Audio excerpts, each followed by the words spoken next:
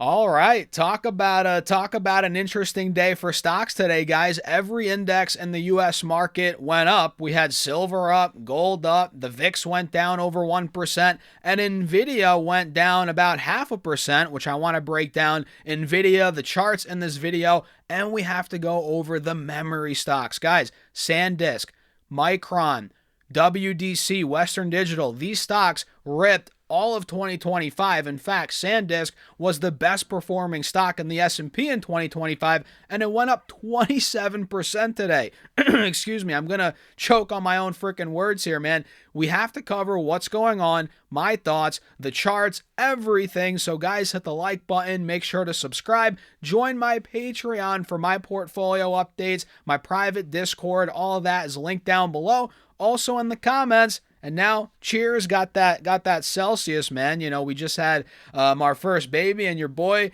is running on not so much sleep. So these have been a lifesaver. Not drinking too many, but one here and there. So cheers. Let's get into it, man. So Nvidia, we just had the CES yesterday. We got some encouraging words from Jensen Huang. The stock popped a little bit, I believe, in the aftermarket this morning as well. Maybe not in the aftermarket. Let me double check that. Yeah, it was really this morning. Actually, no, it did pop in the aftermarket. And then this morning, we got up to over $190 per share. We got to 192, and then we actually gave back $5 back to the market. Poof, in the up in thin air, and we closed at $187. So we went down over 2% from the intraday high to where we closed. And overall, guys, if we're looking at the chart right off the bat, I'm noticing a cup and handle on Nvidia, right? You guys see it right here. Let me clear the drawing set. Let's really zoom in here. We have a clear-cut cup and handle. Do you guys see that? Cup, handle. And if this thing takes out, and also you can say inverse head and shoulders, whichever way you slice and dice it, if this thing breaks through, I would say 192, $195 a share, this is going to go well over $200. It's going to be off to the races, in my opinion. And it's just now starting to break through the highs from back in August. If you guys don't remember, back in August, we hit $180, $182, and the stock hasn't done much over the last 4-ish months. So now that we're starting to break through 185, we peaked through 190 recently, we're starting to build the momentum. And I think Nvidia is going to have a strong 2026.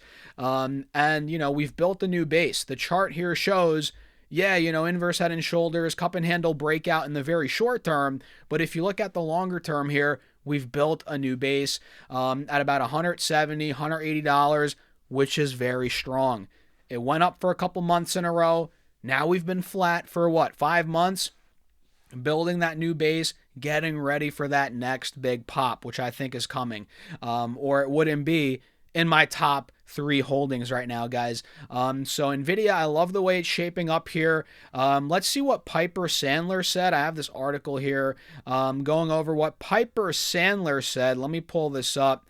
And by the way, guys, hit that like button. Make sure to subscribe. I think 50% of you watch the content here, but you're not hitting that subscribe button. And we're trying to get to 100,000 subscribers on YouTube this year. That is the goal. Will we get it? I don't know, but I'm going to need your help. I appreciate you all for tuning in. So Piper Sandler reiterated an overweight rating and a $225 price target on Nvidia following the company's presentation at CES. This target represents approximately 18% upside from the current price target or price of $190. Now it's under that, obviously. And the firm expressed positive sentiment about Nvidia's technological positioning to deliver return on investment and value to customers throughout the year. If we come down here, Nvidia's Vera Rubin is now in full production, right? With revenues expected to begin in the second half of 2026. And the company anticipates a faster ramp for this product compared to previous Blackwell and Hopper generations. And, well, this could further accelerate Nvidia's already impressive 65% revenue growth over the last 12 months, with analysts forecasting It looks like here 63% growth for the current fiscal year. Think about that, man. And in China, Nvidia has H200 chips ready with strong demand and ability to supply even more, obviously, we all know, pending U.S. government approval. So the fundamentals are strong, man. And if you believe the forward earnings estimates, I think their forward P is like a 25 right now, which is just comical compared to what the overall market's valued at, compared to the, when you're looking at the growth Nvidia has, again, 65% growth, whatever, over the last 12 months, 24 forward PE is pretty low in my opinion. And I'm a shareholder. I'm holding on here. I haven't bought recently in the 190s, but I did buy more at 172 when we dipped, a couple weeks ago, and I'm holding on, man. I think it's a good stock still. Obviously, right? I'm sure a lot of you would agree. So let me show you now these memory stocks. Holy moly, man. So with the boom in demand, with AI in general, the data centers, the infrastructure, what else is going to boom in demand, right? Or what else is going to be in demand? These memory chips from Micron, from SanDisk, from WDC, with a boom in, all these, data centers, infrastructure, more storage is needed, more memory is needed. And guess what? Companies like Samsung, they're increasing the prices of these memory chips. All these companies are going to do that, right? They're increasing the prices, demand's going up. This is like the double whammy. Demand's going up for these memory chips while they're increasing prices. Earnings are expected to go up like nuts, right? Like crazy. Revenue is expected to grow. And that's essentially why these stocks are going up like crazy.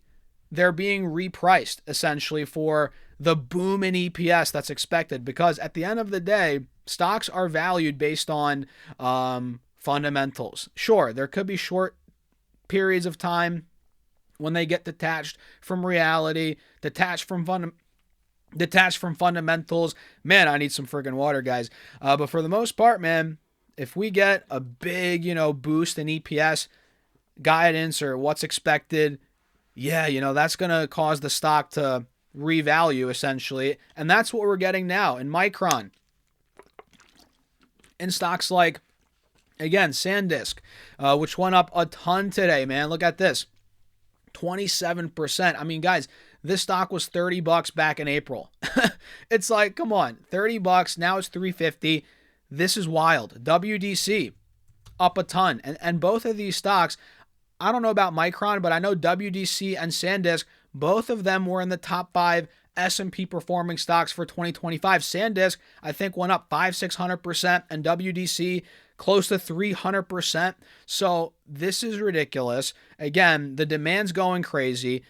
Prices are going up. More earnings are expected. More revenues expected. So that's being priced into the stock, re-rated, right? We're seeing a re-rate here on these stocks, and we have been. And it's just unbelievable. And am I long these? I'll be honest, I'm not long. Not because I don't believe them, because, well, I just didn't buy in. I missed the move, I guess you can say. And I'm not looking to buy now. I think at this point, if you're going to buy into these, you're FOMOing in. I think you're FOMOing in. Look at the charts. I mean, these stocks are hitting all-time highs. Not to say they can't go up higher. They can. But I just think they're a little overbought. I think we're due for a pullback. And if anything, man, puts look attractive here. Not that I'm going to go and buy puts, but I think they're interesting, especially on SanDisk. I mean, this is a legitimate rocket ship. This stock is up and to the right like crazy. It's not even up and to the right. It's just up.